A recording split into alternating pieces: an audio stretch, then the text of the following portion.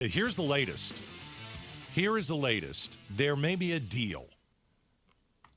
There may be a deal that has been put forth. And NBC is reporting this. Take a listen. The top spokesman for the military wing of Hamas made an offer, a dangle. He said that the group is willing to hand over all foreign hostages if the conditions on the field are right, if the conditions are appropriate. Okay, let's stop it there. Richard Engel is an NBC News war correspondent. Yep. He's very good at his job. He's been everywhere. Name a war in the last 20 or 30 years, he's been there. Okay. So does Israel look at this and say, all right, let's stop the strikes on the Gaza Strip. Let's get our people back? Never happening. My sources over there told me the people on the ground, the average citizen, knows that those people are, for the most part, gone. And what they want is revenge.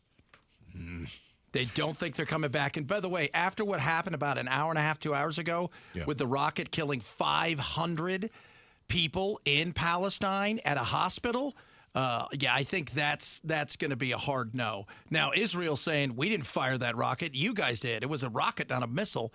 And so there's a battle there. But whose rocket is it? Israel says it's Islamic Jihad, which is another Palestinian organization that's phenomenal.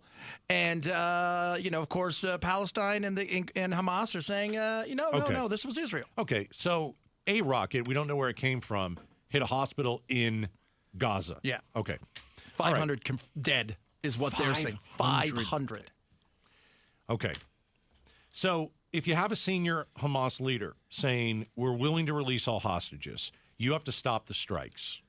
How are we supposed to believe anything that Hamas says? Yeah. And let's listen to a little bit more from Richard Engel, because he actually gives a timetable of how quickly Hamas could release these hostages. So I spoke to a short while ago a senior Hamas official inside Gaza, and I asked for clarification. He said that not only are they willing to release all foreign hostages, meaning even Israelis who have second passports, but also all Israeli civilians if the bombings stop. Okay. So is this just mind games? Because I'm thinking it's just mind games. So delay. How many people does Hamas currently have that they took? 200. That's what I thought. Or so. Okay. Now, what they are also reporting is there's another 50 to 70 people that other groups took. Jeez. So we're looking at 250 to 270 that have been taken. All right. So if they've been taken, the question is, how have they been treated since they were taken? Because if you're Hamas and you invaded Israel, they raped, they tortured, and they cut children's heads off. But they also kidnapped. Yep. And my question is this. If you are kidnapping 200 Israelis and you're leaving that country with them, are they treating them well because they know that they could trade them? Or are they doing the same exact stuff behind closed doors of the raping and the torturing? I guess my point is, if you're kidnapped, are they butchering you? No. And the reason is because you right now are currency. Right. That may come, but you are currency. They're babies, there's little kids, there's elderly people, and yes, there's some pretty girls. We saw one of them yesterday. Right now they're currency. So they're being, even she said she was being treated well. Now, was she forced to say that? So that's I don't know. the video of an Israeli woman the 21-year-old that has been put out. Okay. Yes. And she said she was treated well. The problem is you don't know when that video was taken. And they fixed her because they shot her. Let's not forget that. Okay, so they had to sew her up. Yeah, they had to sew her up. So they're treating them as well as you're going to expect, but that's until they don't need them. Oh, yeah. And how many of them are still alive? That's the other part of it. They've been shelling pretty hard over there. Yeah. But for those of you guys don't know, those tunnels are not like the tunnels we think of that go in between here and Mexico. Some of them are 10 stories below. There's safe houses, safe rooms. It's intricate. It's anywhere between 70 and 100 feet below ground. And that's where Hamas really is. Yeah. So but they've got the bunker buster bombs and all that kind of stuff. And all right, but let's go back to what we talked about. So we got a senior Hamas leader telling NBC, the group is willing to release all hostages if the strike on Gaza stops. So the questions are, do you believe Hamas? Are they telling the truth? And should Israel stop the strikes? That's what they mean. If the bombings stop, he said that all of the civilian hostages, Israeli and foreigner, could be released, he said, in 1 hour, that it would be easy. I pressed him on it. I said, well, why don't you just release them now? And he said it was impossible. He said it was impossible because Israel is bombing everywhere, that there is no safe place. I told him I didn't believe him. That didn't seem logical to me, that there must be some areas. Take them to southern Gaza, where there's a work for about establishing a safe zone. He said, you don't understand what's going on in Gaza. There is no safe place. He eventually said, well, why should we release all of these hostages? Why should we release the foreigners? Why should we release the Israeli civilians if we are still under attack and still dying and still being killed? But he said if the airstrikes stop, it would be easy, that they would be released within an hour. And then I asked him, well, what about the Israeli soldiers?